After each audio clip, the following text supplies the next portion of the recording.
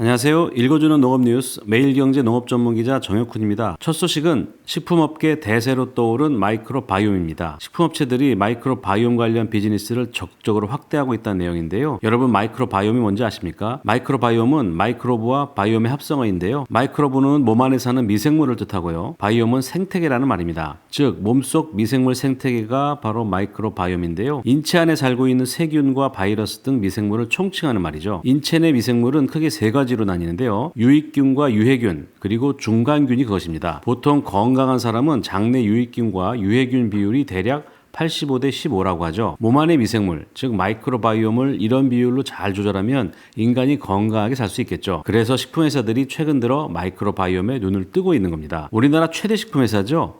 CJ제일제당.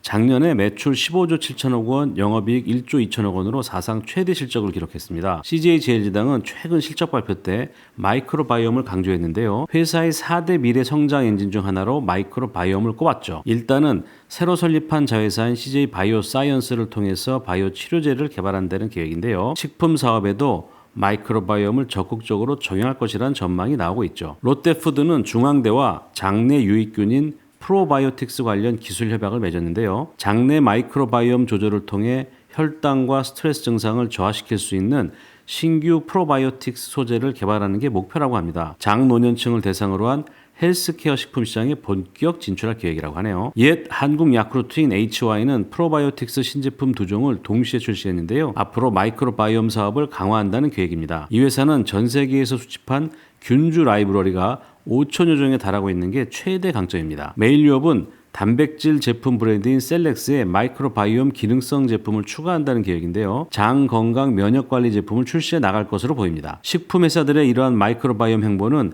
미래 성장 동력 확보 차원으로 해석되는데요. 100세 시대를 맞이하고 있는 요즘 상황에서 보면 당연한 선택으로 해석됩니다. 다음 소식은 벼농사 대형화 진전됐지만 여전히 갈 길 멀어입니다. 한국의 농업이 소규모 가정농 위주로 구성되어 있다는 사실은 잘 아시죠? 그리고 그 대표적인 작물이 쌀이라는 점도 잘 아실 겁니다. 우리나라 전체 경지 면적에서 쌀이 차지하는 비중이 2020년 기준으로 53.4%를 차지했습니다. 전체 농가 중 쌀을 재배하는 농가도 51.8%를 기록했죠. 대략 농가의 절반가량이 쌀 농사를 짓고 있다. 이렇게 보시면 될 것 같습니다. 20년 전에는 쌀 경작지 비중이 62%였고 쌀 재배 농가 비중은 78%였으니 많이 줄긴 했습니다. 그래도 여전히 쌀이 우리 농업의 핵심인 건 틀림없는 사실이죠. 그런데 20년이 흐르는 동안 우리나라의 농가당 벼농사 규모가 얼마나 대형화됐는지를 살펴보면 여전히 부진한 걸 알 수 있습니다. 쌀 농가당 평균 재배 면적이 2000년에 0.91 헥타르,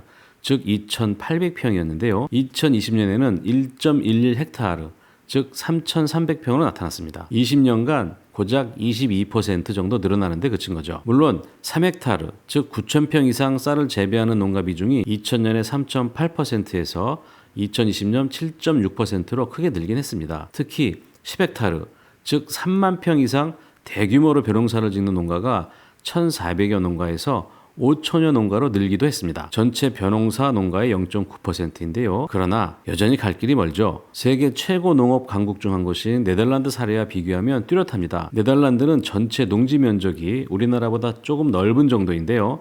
농가당 경작 면적은 거의 10헥타르에 가깝습니다. 우리나라 농업 중에서 가장 기계화가 진전된 분야가 바로 벼농사인 건 여러분 잘 알고 계시죠? 영농 규모 대형화를 통한 이점을 가장 많이 누릴 수 있는 분야가 바로 벼농사란 뜻이겠죠. 농촌 주민들의 고령화 추세가 갈수록 빨라지고 있어서 농업에서 이탈하는 농민 숫자가 늘어나는 건 어쩔 수 없는 흐름입니다. 이럴 때 우리 농업을 강하게 키우려면 어떻게 하면 농가당 영농 규모를 대형화할 수 있을지 연구해야 하지 않을까요? 영농 규모 대형화를 위한 정책적 대안이 필요한 시점인 것 같습니다. 다음 소식은 우크라이나 전운의 곡물 가격 급등 우려입니다. 러시아의 우크라이나 침공이 국제 곡물가를 크게 끌어올릴 것이라는 전망이 나오고 있습니다. 국제 곡물가는 이미 작년 10월부터 5개월째 오름세를 지속하고 있는데요. 상승세가 더 가파라질 수 있다는 거죠. 사실 대두와 옥수수의 주 산지인 남미 대륙에서 홍수와 가뭄이 빈번하게 발생하면서 국제 곡물가는 이미 고공행진을 이어가고 있습니다. 세계 최대 대두 생산지 브라질 북동부와 남동부는 홍수로 큰 피해를 입었고요. 브라질 남부에선 장기간 가뭄으로 어려움이 크다고 합니다. 아르헨티나와 파라과이에서도 가뭄 피해가 발생했고요. 캐나다에서도 건조한 날씨 영향으로 밀 생산량이 감소했다고 합니다. 그런데 러시아와 우크라이나는 모두 옥수수와 밀 주요 생산 및 수출국입니다. 러시아는 세계 최대 밀 수출국이죠. 세계 밀 생산량의 10%,